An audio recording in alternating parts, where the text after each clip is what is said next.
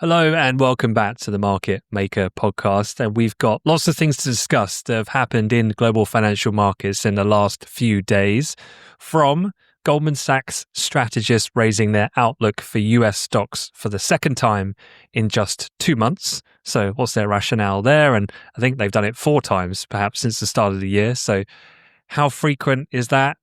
Is that normal? How reliable is that? We'll look to answer. Then we've had the likes of BlackRock and Schroders buying gilts during a market slump. And this is that big asset managers adding to holdings in a bet that the sell-off sparked by doubts over the Chancellor, Rachel Reeves. You might have seen her crying in Parliament very recently. They were betting against what a lot of the mainstream media was saying, which was calling for her head. They were thinking, right, actually, we think this is just short-term volatility and a good opportunity to add to their positions. So look to understand that a bit more.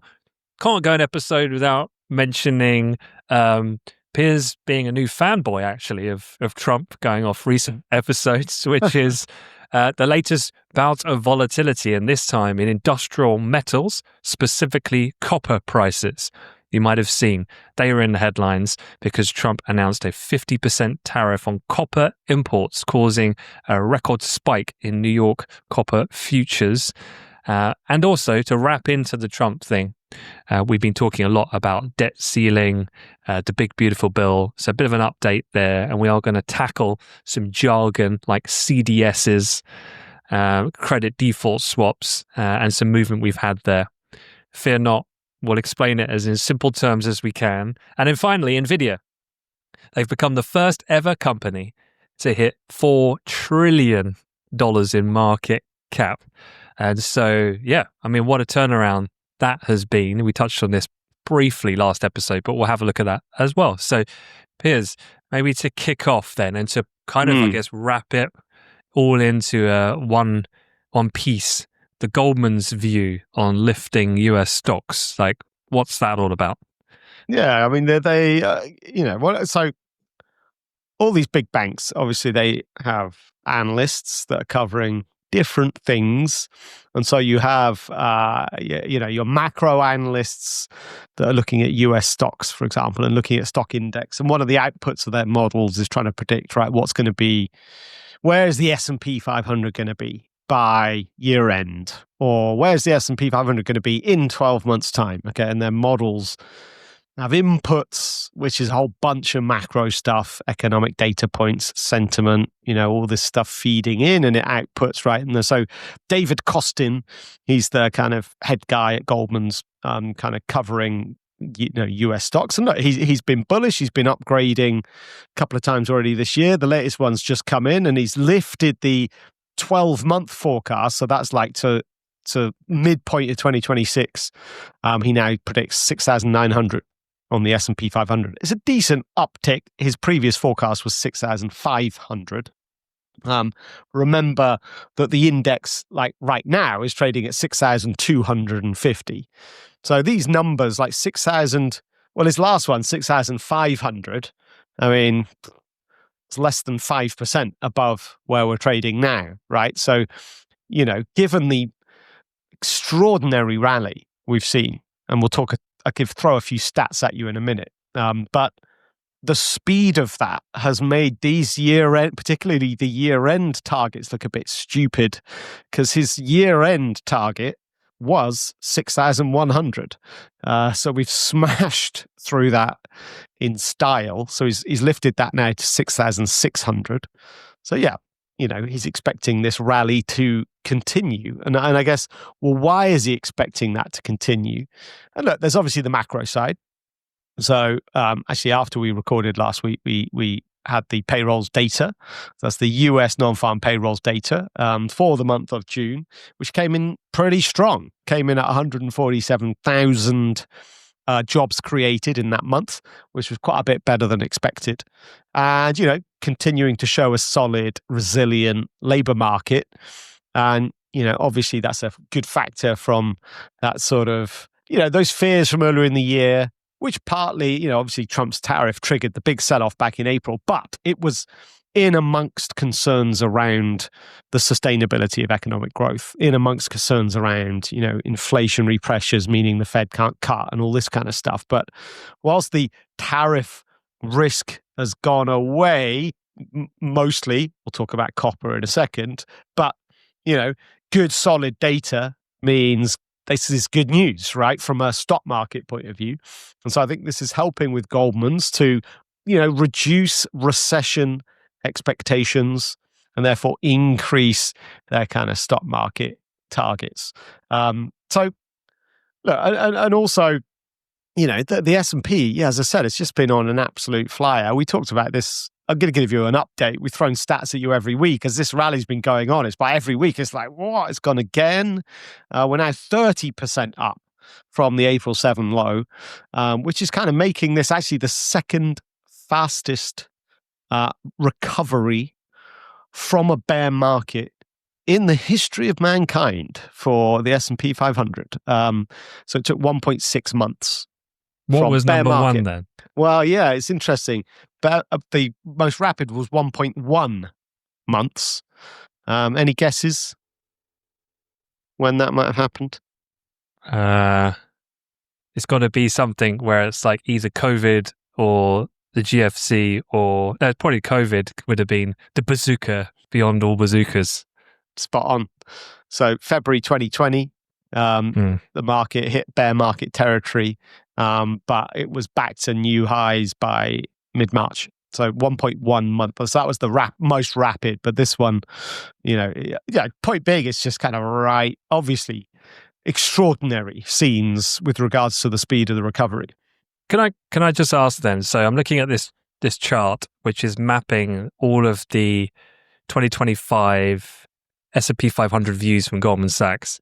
Interestingly, the dotted lines at the top show that their initial year-end target, so I'm assuming this was issued in December of 2024, about what does the year ahead look like, was 6,500.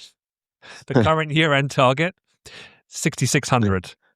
So there might be people listening going, what is the point of these targets when basically they're exactly where they were 6 and a bit months ago, and you've had all this movement? So what do these targets serve? What's their purpose? Look, I don't think it's quite this chart. I don't think it's quite fair to kind of look back like this and just laugh because, oh my God, how stupid are they? They got it so wrong. I think this is at any moment in time, it's really a reflection of sentiment. And at that moment in time, that's really important because sentiment drives markets. So in the moment, it's these calls and these year-end target updates and stuff I think are important. Look, don't forget these banks are trying to.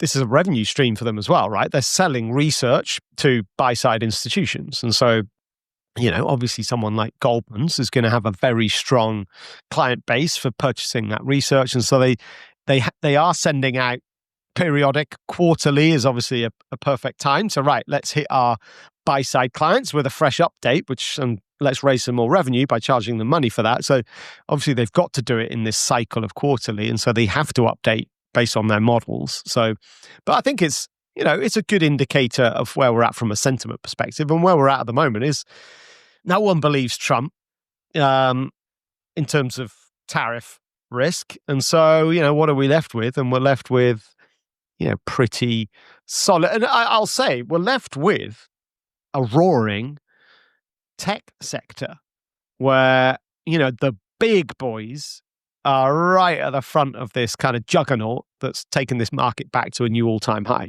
And this is so interesting, right? Because I remember, 2 months ago, probably, not long ago, the point being, everyone was flashing the charts of how, big tech was underperforming and how there's an imbalance in the Mag 7 and the Mag 7 rotation. And so what's the latest status there? Maybe we could talk about Nvidia. Yeah, well, the latest status is most of the Mag 7 are, as I said, they are the ones that are most of the rally, most of this 30% rally in the last, 1.5 months is because of the big tech. Nvidia are valued at $4 trillion. That's breaking news. I think that's about sort of 45 minutes old when Nvidia kind of broke through that price point. Hang on, it was $164.36 was the moment where it broke them through the 4 trill ceiling. That takes them, a couple of weeks ago, they broke Apple's previous record. So Apple in December last year hit 3.92 trillion, right? So it's kind of taken that out. The market, the S&P's up 30%, right? Nvidia's up 40% since early May. So it's the biggest component and it's the most rampant, on the upside. And when you take the kind of big tech, like the tech sector makes up 33% of that index, right? And so when that sector's flying, obviously the whole index just kind of ramps up. And look, Nvidia, this has been one of those key concerns from the start of the year that helped to trigger, and add fuel to that sell-off back in April. And it was the idea that, the tech infrastructure build-out couldn't be sustained. These big tech companies cannot continue spending money to build out their data centers at such a crazy rate. And Nvidia are going to be the worst impacted by that. And so obviously they were leading the sell-off, right? But what's happened? Well, actually all the big boys, so Microsoft, Meta, Amazon, Alphabet, they're now tracking to spend $350 billion this year. That's up from $310 billion last year. So far from pulling back, it's the opposite. They're kind of actually ramping up spend. And those 4 companies make up 40% of Nvidia's revenue.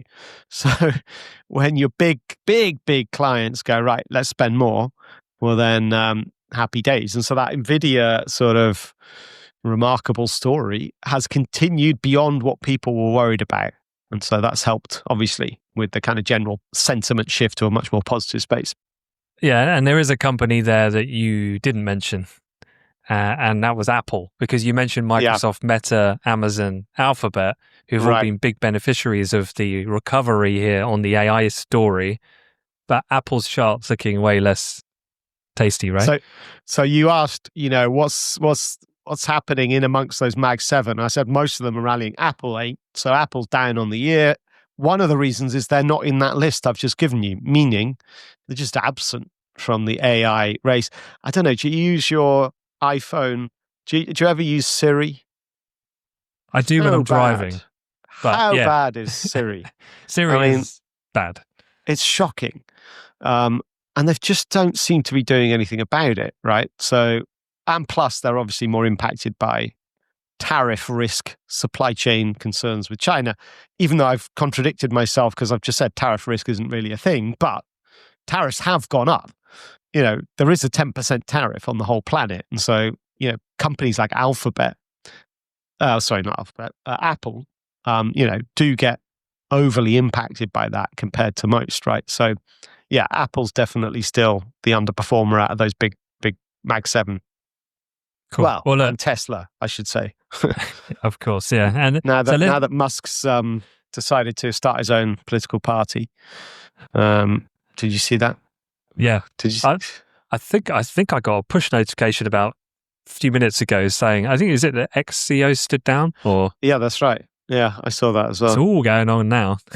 Yeah, it's kind of imploding. Another kind of, it's another part of the wave, the cycle with Elon, isn't it? It's ups and downs, and we're definitely on a down leg at the moment.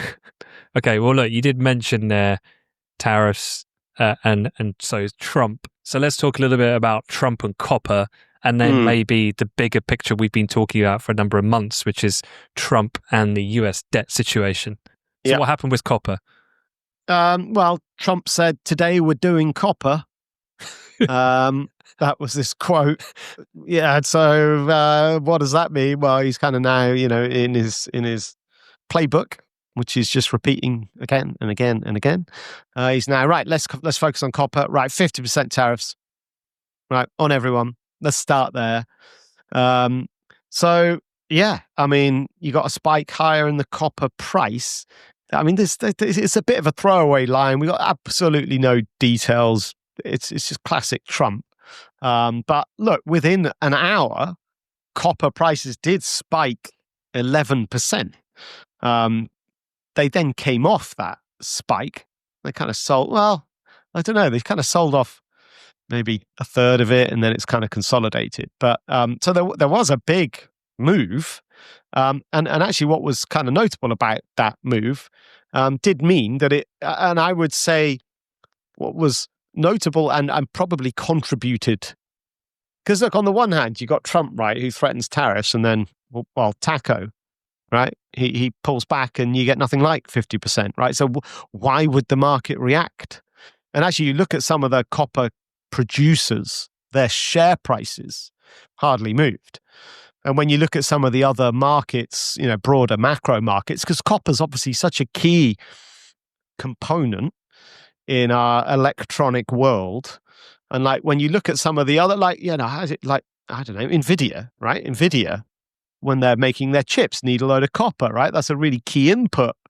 And so, did the Nvidia share price really react, or any of the other tech producers? And the answer is no. Nothing really reacted except for the copper price, and it pinged 11%. But I think what led to that mostly was because it was a break to a new all-time high, and it was a break through this $5, quite psychological level. We've been knocking on the door of $5 for a few years.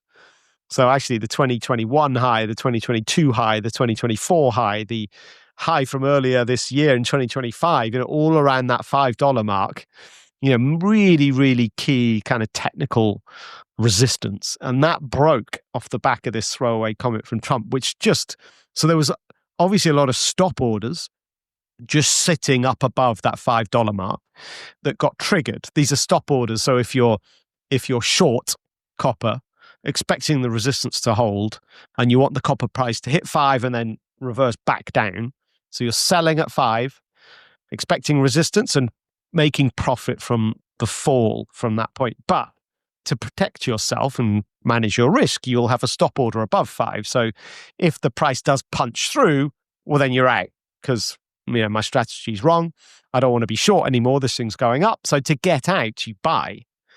But if there's a concentration of stop orders, when you have a really important, significant technical level, there's a concentration of stop orders, and once triggered, leads to a really accelerated kind of stop order buying volume that kind of exaggerates then the reaction in the market. And I think that's a lot of the reason why we pinged 11% here. And this compounded by the fact that, copper, it's not like a treasury bond in terms of its market depth. And there's a lot of automated algorithmic systems that will jump on momentum signals, and it all compounds and exacerbates the short-term market reaction. Would that be correct? That would be correct, indeed. But look, kind of stepping back from the market reaction for a sec, what is this a thing? I mean, firstly, as we know, Trump, this is his playbook, so it's not going to be 50%, right? I don't know where it'll end up. I guess we'll find out, but definitely a lot lower. So, where are we left? Because from a sort of supply and demand perspective, so for your info, the US, like over the last few years anyway, have been importing about 44% of their refined copper. Okay, so from a tariff point of view, that's a lot. That's a lot of their copper that they're having to import. So obviously, from a tariff point of view, that's really significant. But they have actually been importing a lot. And look, this tariff thing is obviously not new. Everyone was expecting copper to come under the spotlight at some point. So you have seen copper prices drifting generally higher. That's why we're up at $5, right? We're up at an all-time high before, already. So people have kind of been looking at this, and they've been front-loading some of their copper imports. So actually, from a supply point of view, it's believed that the US have probably got about 1/3 of a year's worth of supply already in the country. So I don't think there's like an immediate concern here about tariffs. And I guess it just buys time for Trump to do his thing, and we'll end up at a much lower tariff point than 50%, right? So I think that's why generally markets haven't particularly, other than that copper price specifically for those reasons I've given, I think generally everything else was pretty sanguine about that. We don't have any details, and there's one interesting point someone spotted, which was quite funny, because so some of that the 44% imported refined copper, most of that comes from Chile, right? So Chile's the world's biggest copper producer. A bit of a random stat for you there to utilize at your next pub quiz. But so a lot of it comes in from Chile, right? So so that would be tariffed. But then, right, to take the refined copper and to turn it into something useful, well, actually, typically the US send a lot of the refined copper to Canada. And there's a process in Canada that turns it into like copper wire, for example, and then it gets brought back into the US. So there's a double tariff problem here for Trump, because what is he going to tariff it on the way in from Chile? Then he's going to send it to Canada. What, he's going to tariff it again on the way back from Canada? So, obviously from a practical point of view, more reason to expect that you're not going to get a 50% tariff on copper, come the end of this sort of latest saga. Yeah, it's just really interesting to not think of it as just a final finished product. And that goes really for any commodity product across the space, I guess, in terms of when we talk about this sort of thing. I saw one analyst saying the US does not have nearly enough mine, smelter, refinery capacity, or each three different parts of this process, to be self-sufficient in copper.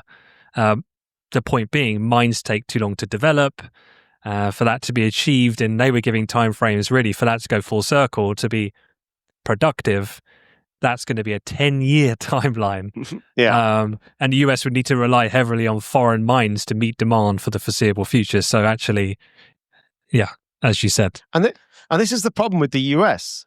One of the problems, like from a regulatory perspective, how can it take 10 years? Like China can bring on these facilities in like 12 months. But the regulatory burden, I mean, this is one of the things that Trump got voted in for, was to try and get in amongst that regulatory situation and start chopping away at it and doing stuff just more efficient. But, again, trying to adjust these regulations. That's, something on the radar for Trump. He will get to that. At the moment, though, it's time for copper. Yeah, and just to conclude, like, why the time for copper? One thing I saw in terms of timing wise that makes a lot of sense is Trump's proposed copper tariffs came a day after, so 24 hours after he had sent letters to 14 trading partners, including big hitters, Japan, South Korea, obviously threatening to whack some steep levies on them if they don't make a deal by August 1st. So this is like page 7 out of the art of the deal. It's like you send the letters, and then you go out with a really meaningful splash, and then you follow up with the email the next day. How's that? How's that consideration going on that trade deal? Yeah. So how are them apples? Exactly. All right. So look, with Trump, let's finish the Trump part. We're talking about the big beautiful bill and a few updates that we've got on that side. Yeah, like classic Trump, he never misses an opportunity, does he? So his big beautiful bill was signed into law on July 4th, Independence Day. Yeah. So obviously never want to miss a kind of media opportunity there. But look, he signed it off. So, obviously there's a raging debate out there as to, is this a good thing? Is it a bad thing? And look, there's good and bad parts. That's the thing. The thing about this bill, it's just a monster of stuff that they've just shoved into one bill and kind of got through. And so often a lot of stuff in there goes overlooked because the media, or let's say the left-leaning or the right-leaning media, will latch on to certain specific things, right? But, there's tax cuts, extended tax cuts, so they now become law. They're tax cuts Trump implemented back in his first term, by the way, that were expected to expire. So we get continued tax cuts. He put in some other new tax cuts that he promised on the campaign trail, like his very famous no tax on tips. So that's now law. Which I don't know is quite interesting because, if I was in the US, I would now put my prices down, my official prices, and have a kind of side agreement with my client that, look, just pay me a bigger tip. I'll reduce your price, but pay me a bigger tip, right? And then, so I don't know whether that particular there's scope for a lot of shenanigans there. I think, which may lead to, of course, lower tax receipts for the government, right? But anyway, that's in there. They've obviously slashed some other programs in terms of government, like healthcare, government payouts for healthcare for the poor has kind of been changed. You've got changes to, like particularly interesting from an Elon Musk battle point of view. They've chopped and removed the electric vehicle subsidies. They've removed various electric manufacturing subsidies.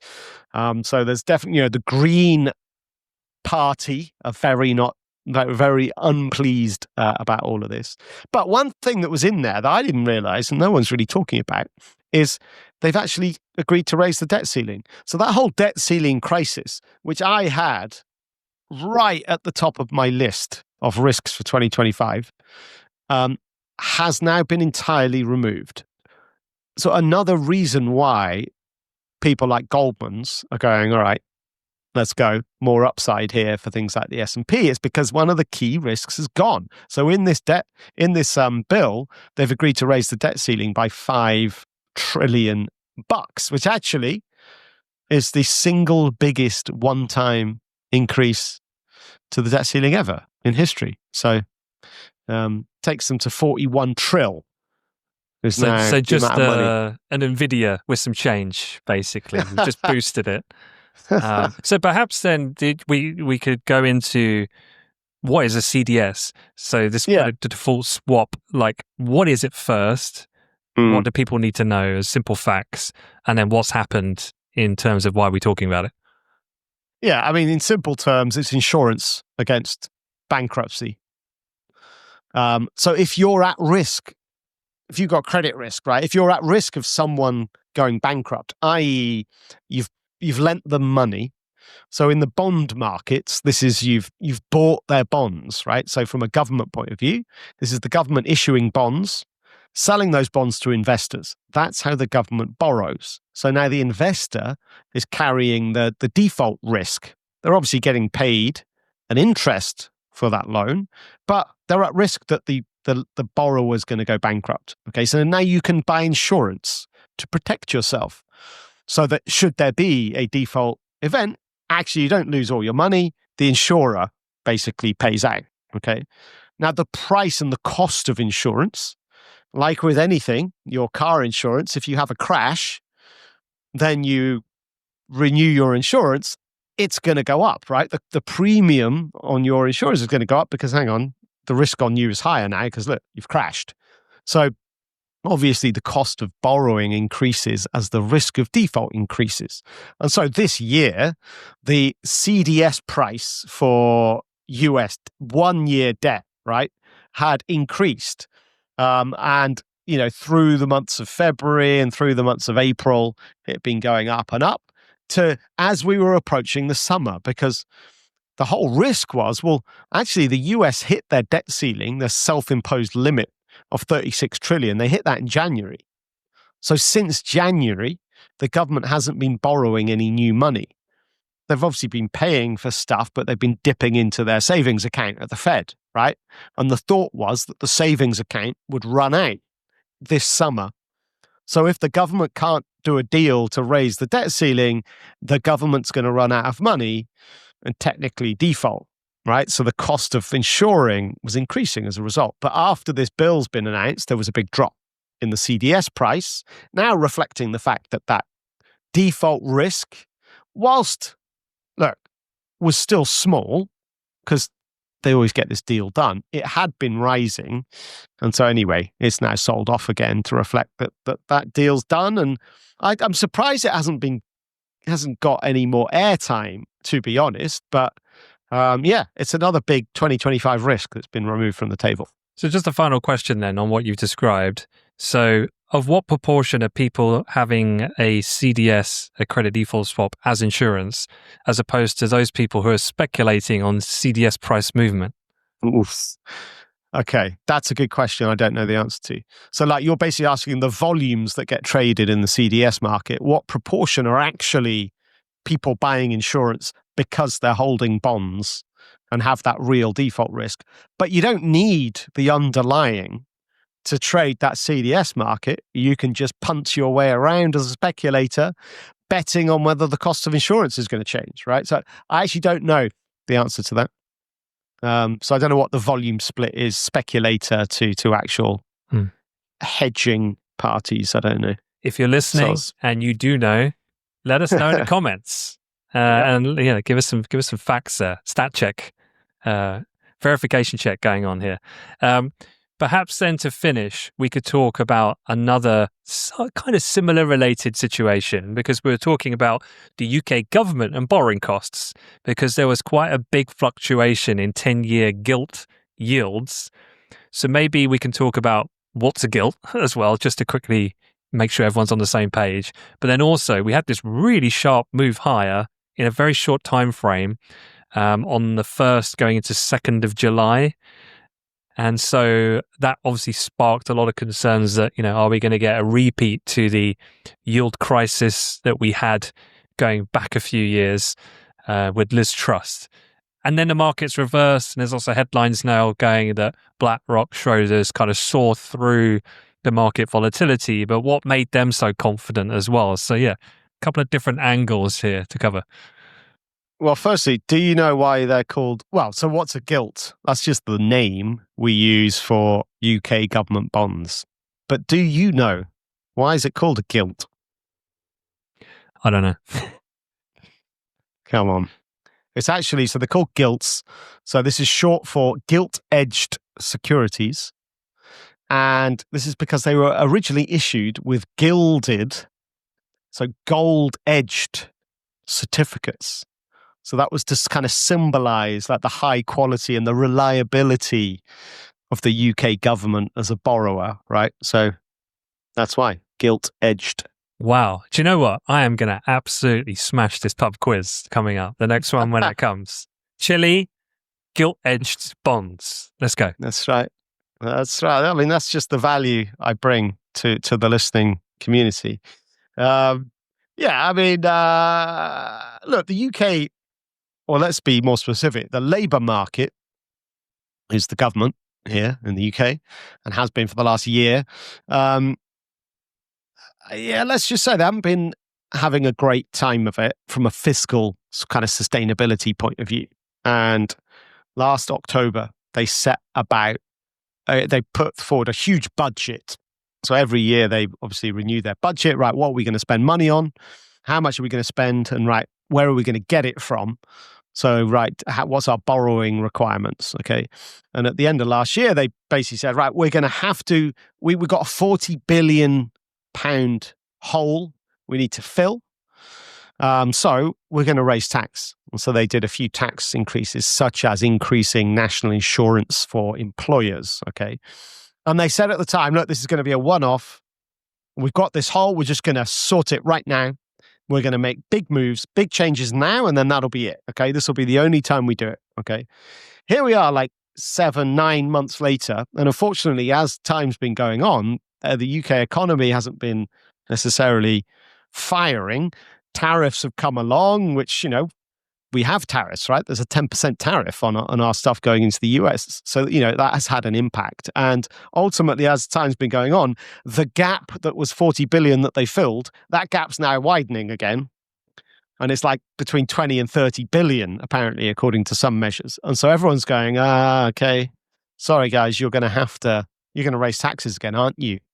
Because how else are you going to manage this? And the Labour are like, yeah, and not really saying whether they, or certainly not saying they're not going to raise tax, right? So they're going to have to. And so look, there's fiscal, so it's just back to that simple point about creditworthiness and about supply.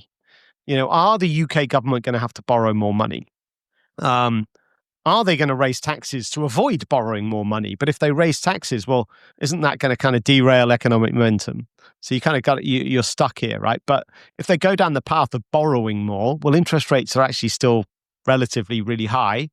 The one thing that the UK has in its favor from its debt position, they've actually got quite their average maturity of their debt book is actually really long.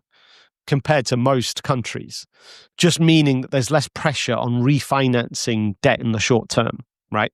But if they need to borrow more, like right now, well, okay, you are borrowing in the short term and that's going to cost you money, right? So there's kind of all that going on. But yeah, I guess the big boys were saying, look, let's buy the dip. So if prices come down, then, they're just saying, we don't believe, it's our strategy that we don't believe this is going to end in a debt crisis for the UK.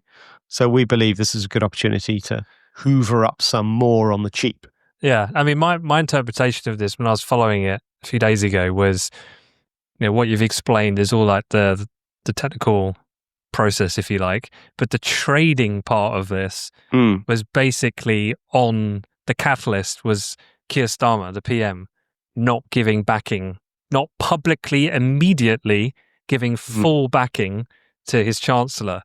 That then triggered, because the marketplace sees her as a voice of rationality, a market-friendly person, fiscal discipline, and what if he buckles, lets her head roll, and someone else comes in who's not so disciplined, and the market's kind of fretted over that, and that kind of jumped things to life. But then I think he quickly understood or got the memo, because perhaps he didn't connect the dots of exactly what that meant. And things reversed course, within a day, within the day, right? Pretty much. Yeah. Exactly. And so it's just volatility that people are just trying to exploit. I mean, look, I would say from a yield perspective, we're right up, we're just like on a 10-year gilt, we're kind of camped out under the 5% handle, which is really high. And we've been camped out, largely speaking, around that point for the whole of 2025. And this was the kind of highs from 2023, and the whole Liz Truss saga got us up. So we're actually sat at yields higher than the spike up in the Liz Truss saga. Okay, we're actually just slightly higher than that right now, and have been for the whole year. And just below 5, right? It's quite a precarious position. And markets are broadly, all right, there's ups and downs and short-term volatility, which is what we're talking about here, where they came in and bought the dip. But longer term, are we going to break 5 and move higher, and this is going to become a real crisis for the UK? Or not? Can the Labour government get it right from a strategy point of view? Can the Bank of England cut? Can we get some momentum going and positive sentiment around the economy, in which case these yields, might come back off again? But at the moment, we're quite precarious just living under that 5% handle. Question for you. I know you won't have a specific answer. What do you think? In terms of if you were BlackRock and I were hoovering out some gilts here on the spike, wouldn't you, it'd be like Wall Street, like the original Wall Street, Michael Douglas. I'll pick up the phone and I'll be like, Blue Horseshoe loves it, UK gilded bonds. And then my buddy at Schroders goes, you hear BlackRock saying they're going to do that? And then how incentivized are you, and what guardrails are there regulatory wise, that if I'm buying, I want to tell everyone I'm buying. Yeah. A, to turn the market, and B, to other people to join my trade, to push my position. Yeah, and that's fine. That's not illegal.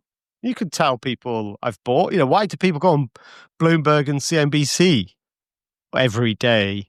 Like these portfolio managers get wheeled out, every hour there's someone else chatting about their book and telling the audience what they've done, right? Of course, once you've bought, tell everyone else you bought, because if you've got a good reputation, they're going to buy as well, and you've already bought, and you're kind of front running them buying, but not in an illegal way. It's not like you're giving away insider knowledge here. So that's not a thing. But so look, I think. What about when Rishi Sunak goes to work for Goldman Sachs then? Wow. Yeah, that was interesting news, wasn't it? Wow. Where do you draw the line between then the era of Westminster and power of influence and the financial masters of the universe? It's a very good point, and there is a long history of, was it George Osborne trotted off to work for Goldman's, wasn't it, after he left the Conservative Party? Or look, there's a long history of politicians going to be, advisors for banks? And look, yeah, where is the line? That's a definite grey area, but it happens, and if the paycheck's big enough, then they'll do it, right? But look, a final point: 5% yields, right? If I said short-term volatility and like they're buying the dip, but actually there's some long-term play in here as well, because if you think this is the highest yields will be, if you think this is long-term, look, it's taken 5 years to go from yields that were nearly down around zero, around COVID. It's taken 5 years to go to 5%. So do you think that now in the next 5 years, ultimately yields will drop again? Do you think the inflation crisis is fully in the rear view mirror and inflation will get to 2 or lower? You're going to get a rate cutting cycle. Do you think those things are going to happen? In which case, this is a beautiful time to buy gilts, because they ain't going to be as cheap as this for years, if that's your opinion. Now, there's other people on the other side of that trade who think Labour are going to cock it up. Inflation is going to stay stubbornly high. Bank of England aren't going to cut. They're going to have to borrow more money. They're going to have to increase supply, driving prices down and yields up. You're going to get a break of 5, and this is going to be a crisis, right? So that's the opposite side of that sort of thought process. I wonder as well, just connecting the dots then, if you have the midterms and let's say Trump loses a bit of power, the messaging around tariffs, given he's gone so hard now, it's not going to be, you would think, as intense in 2 years' time towards the back end of being re-elected. And that would all be favourable conditions, if you like, for believing that yields will decline over time. But yeah, interesting. Good stuff. Well, look, we'll wrap it there. As per usual, any questions at all about anything we've discussed, please do put your point of view. We'd love to hear from you. Any questions, criticisms. Might be some Tories on the call who want to give their 2 pence about the fiscal situation. Then please just let us know. We're open to all arguments with valid substance, let's say. All right, we'll wrap it up there. Thanks everyone for listening, and we will see you next week. Take care. See you later. Bye-bye.